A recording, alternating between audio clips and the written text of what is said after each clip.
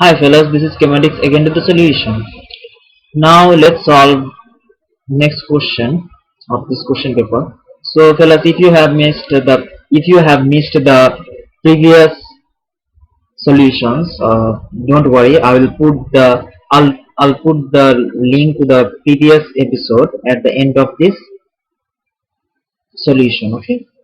So let's solve this first. Then we're gonna look at the previous episodes at the end of this solution. Okay, so stay tuned. Okay, so stay alone with me. So at first let us let us read the question. In the synthesis of ammonia, 56 gram nitrogen was reacted with excess hydrogen.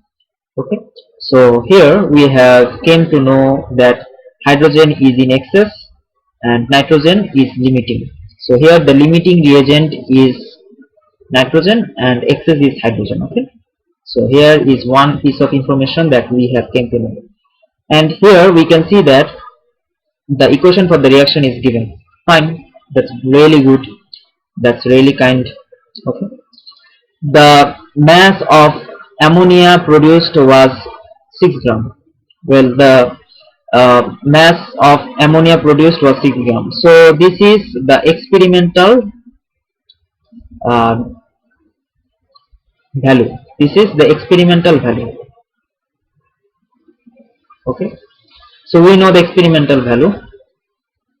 So now let us recall the uh, what it is called. Yes, well,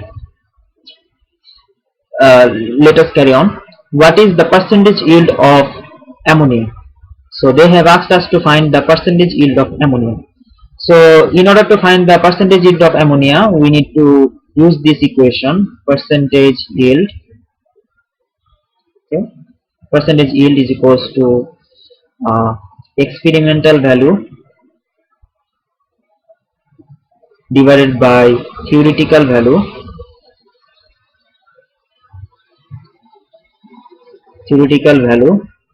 Experimental value divided by theoretical value multiplied by 100%. Okay, that's it. In order to find the percentage yield. Okay, all right. So here at first let us find the number of moles of ammonia produced. Okay, so here let us find the mass of ammonia produced. So here at first let us find the number of moles of nitrogen. Okay, since nitrogen is in limiting, since nitrogen is limited here, so we gonna find the number of moles of nitrogen. Okay, so the nitrogen will get used up here. So why we gonna find the number of moles of nitrogen? That's because here all nitrogen would used up here. Okay, so nitrogen would be used up. Nitrogen would be used up. Okay, messed up, used up. Okay, so here let us at first find the number of moles of nitrogen. Number of moles of nitrogen. Okay, so here number of moles of nitrogen would be 56 divided by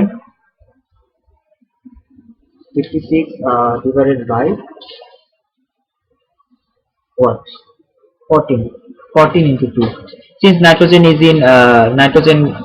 diatomic, so we're gonna multiply this with 2, and we will end up getting 2. Number of moles of nitrogen is 2. Okay, since the mole ratio with nitrogen with ammonia is 1:2. Okay, so therefore the number of moles of ammonia would be twice the mole of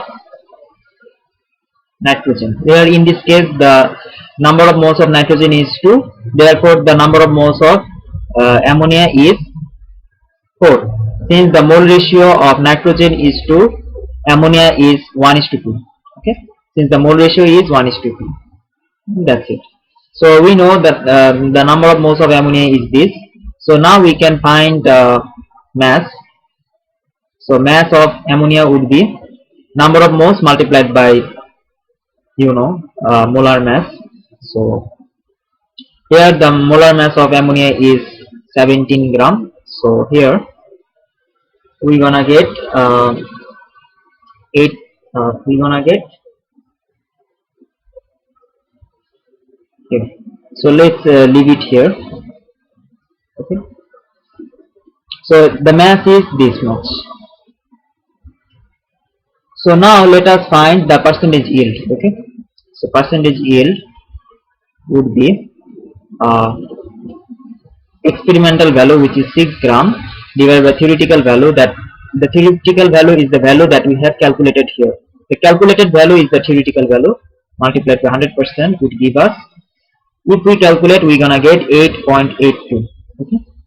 So yeah, this matches with D. So that is why the answer would be D. Okay. So that is how we're gonna find the answer. So the answer is D. Okay. Since yield, sorry, this is not gram, this is percentage. I'm really sorry. Okay. So since the percentage yield is 8.82, so the answer should be D. So here we have used this formula, experimental value divided by theoretical value. Here the experimental value is 6 that we have obtained experimentally, and the theoretical value is this. The theoretical value are value that we have calculated. The calculated value is the theoretical value. In this case, the theoretical value is this 4 multiplied by 7. Okay. So 4 multiplied by 7 is the theoretical value and 6 is the experimental value. That's it. So fellas, that's it for today. So I don't want to make it any longer. So if you have any confusion regarding this solution, please let me know in the comment section, and I am always there to help you out. Okay.